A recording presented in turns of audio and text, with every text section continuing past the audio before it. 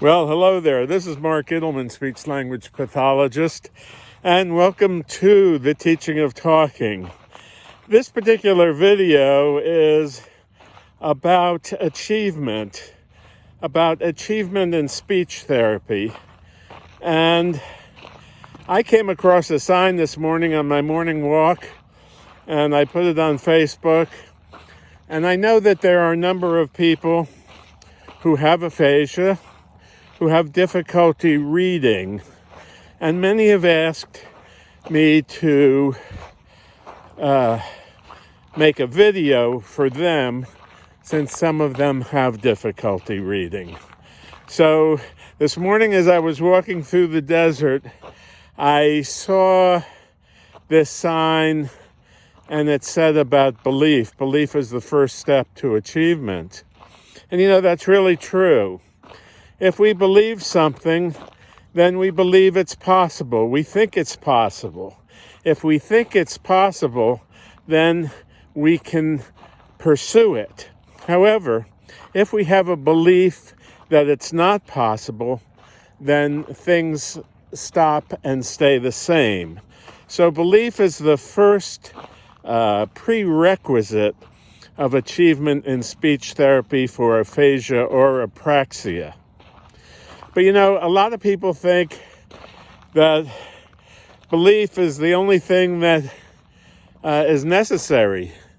They'll take these ideas and they'll say, well, I believe, and they'll repeat it all day long, and they'll think about it as they go to bed and things like that.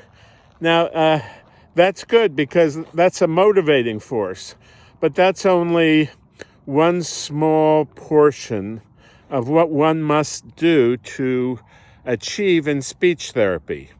Okay, so the second step after you have belief is to understand that you must collect the information on what it is you want to do and find out how to do it.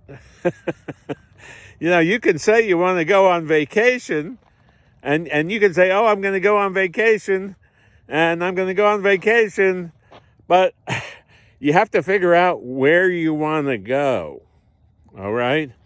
And then once you figure out where you want to go, you have to research it. You have to research what the options are, how much it is, where to go, when to go.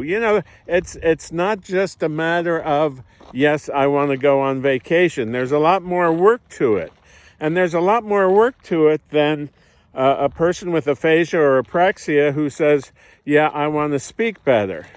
Now, for some people, that's where it ends.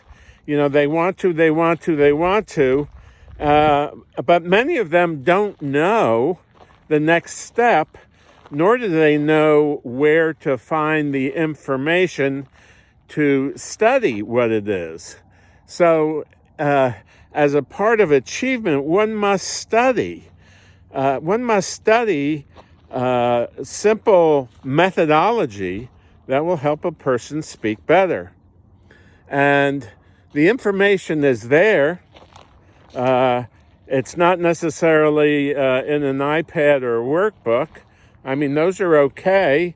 You can work and you can do little exercises that may be good for your writing or for your reading or for your written expression, but they're not really designed to really get a person talking again. So number 2 of this step is to study what's available, to study the information, to study the methodology, to study the technique.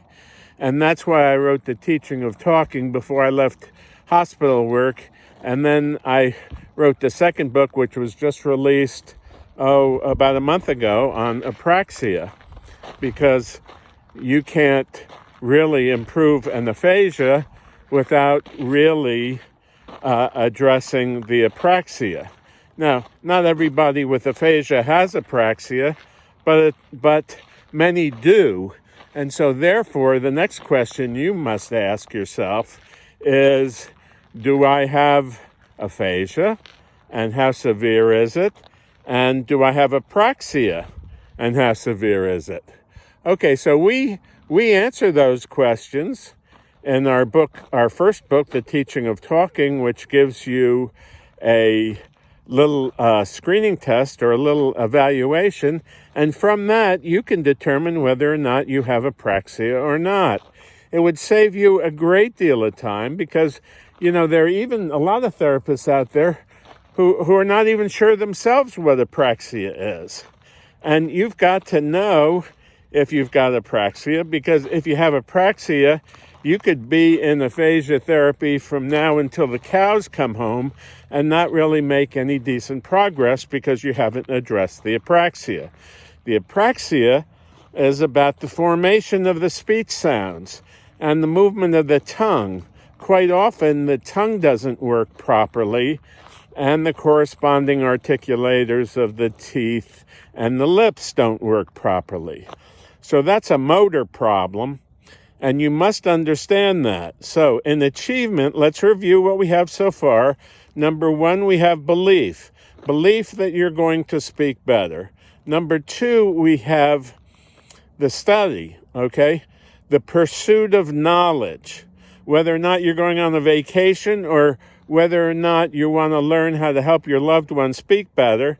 You've got to do the legwork. You've got to do the background work. Now, I spoke to a lady yesterday who said to me, gosh, I'm so glad I found you. For 3 months, I've been combing through the internet trying to find out who can help me help my husband.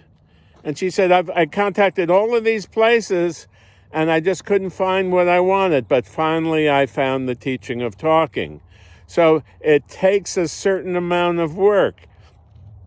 It takes a certain amount of persistence to do that. Now, thirdly, first, the belief, remember. Second is you've got to do the research. You've got to do the going to Google. You've got to find out about apraxia. You've got to find out about aphasia.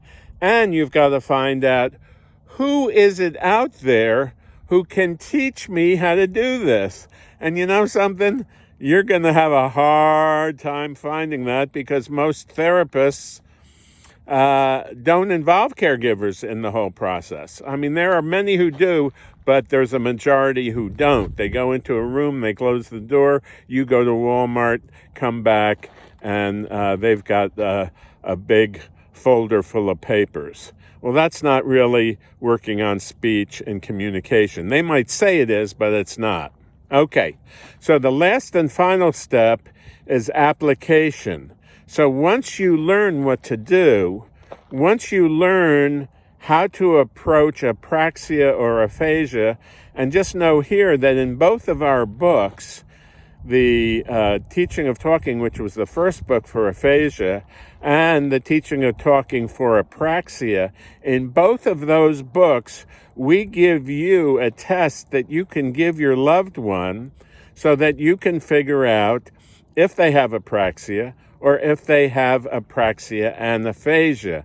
And then you'll know what to pursue because we have sequenced lessons for you, both for those with aphasia and for those with apraxia. So in final review, number one is you have to believe that you are going to help your loved one speak better. Okay, you got to have that because unless you have that, it stops right there. Many people say, well, I've been to therapist after therapist and nobody's been able to help me, so I guess that's not going to be the case. Well, don't think that. Don't think that in a million years. I can't tell you how many people have contacted me and have been told by therapist after therapist, even their neurologist, that your loved one has plateaued. But don't believe that, okay? Keep looking, keep searching, keep finding somebody who is experienced. And we've got 47 years of experience helping people with apraxia and aphasia speak better. And often it's related to the inexperience of the therapist or the desire for the therapist to use technology or workbooks or any of that stuff that really doesn't work. So number one is belief. Number two is you're going to study. You're going to find out what's out there. Okay? Then, when you find out what's out there, then you've got to collect your information, study your information, and then you're going to assess if your loved one has aphasia or apraxia.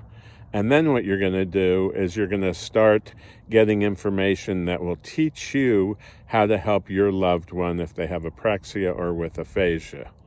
So this is Mark Ittleman, speech-language pathologist, thanking you for allowing me to speak with you today, and we hope that you have a great day. Underneath this video are a bunch of links that that you can join our mailing list. You can order our aphasia book. You can order our apraxia book.